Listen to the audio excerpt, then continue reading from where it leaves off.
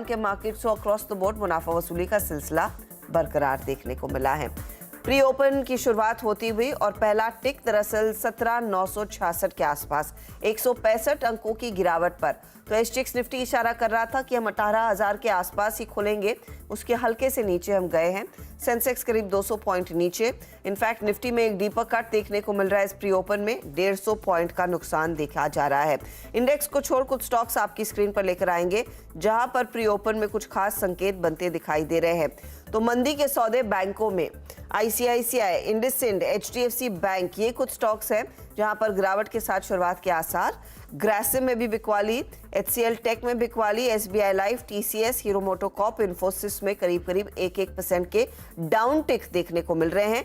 JSW steel कल का strong performer, इस प्री ओपन को बिलीव करेंगे तो शॉक लगेगा क्योंकि वो 8% नीचे है, लेकिन सेटल होने देंगे दरअसल इस मार्केट को।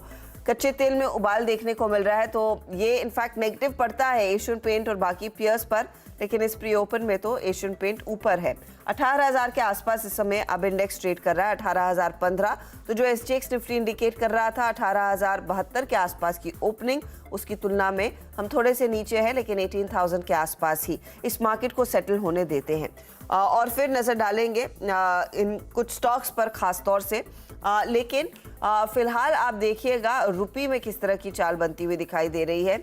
रुपी जो है वो 82-85 के आसपास खुलता हुआ दिखाई दे रहा है। तो ये फिलहाल आपके लिए एक संकेत बना है। रुपी में हमने देखा है 1 पैसे की ही मजबूती।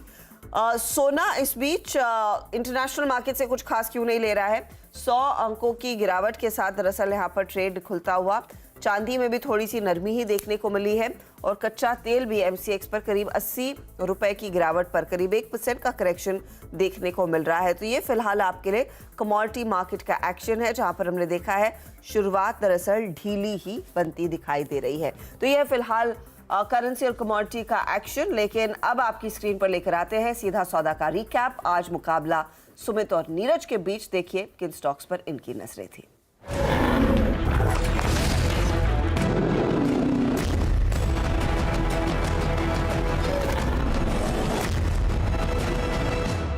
मेरी तरफ से 10 नाम आपको बताए गए हैं कि करके वो आपकी स्क्रीन पर आते हुए दिखाई पड़ेंगे। शुरुआत में वोल्टास कल डे के आसपास क्लोजिंग हुई, शायद इसमें अपमूव रहे। आरवीएनएल को एक ऑर्डर मिला है, उसका एक इम्पैक्ट आता हुआ दिखाई पड़ सकता है। टाटा कम्युनिकेशन जहां पर न्यूज़ फ्लोज हैं, न्यूज़ फ्लोज के दम पर मतलब अपमूव है और अपमूव के दम पर चल सकता है। पंजाब एंड सिंध बैंक में न्यूज़ फ्लोज है, जहाँ पर बोर्ड मीटिंग है 30 तारीख को फंड रेजिंग को लेकर। एलिकॉन इंजीनियरिंग, मिर्जा इंटरनेशनल दोनों डीआई के आसपास बंद हुए और लोअर लेवल से कुछ पुल बैक दिखा भी रहे हैं, तो शायद कंटिन्यू कर सकते हैं। इसके अलावा आप कॉन्ट्रा कॉल देखेंगे टीसीएस और टेक महिंद्रा में। ये अब क्योंकि डिस्पाइट आईटी में सेल ऑफ है, हो सकता है कुछ हद तक आउट परफॉर्म करते हुए दिखाई पड़ सकता है। अगर बिकवाली आती है लोअर लेवल से पुल बैक भी आ सकता है। एसीसी और सोना बीएलडब्ल्यू, जहां पे एसीसी में अपमूव है ऑलरेडी और सोना बीएलडब्ल्यू ऑटो सेल्स के नंबर से ठीक पहले इस ऑटो एक्सलरी स्पेस के ऊपर आपको नजर रखनी होगी।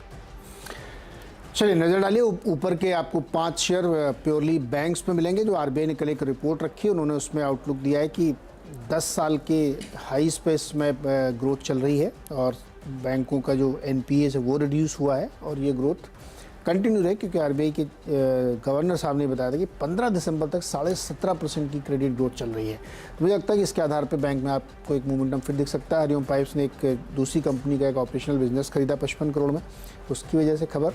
आईएक्स में हमको एक रिवाइवल दिख सकता है, कार्बन क्रेडिट की ट्रेडिंग शुरू करेंगे ये। साथ ही इंटरग्लोब एविएशन में जुबलेंट फार्मोवा और शैले होटल्स में ब्रोकरेज रिपोर्ट्स हैं जो बाई कॉल दे रहे हैं ऊपर के टारगेट्स के लिए।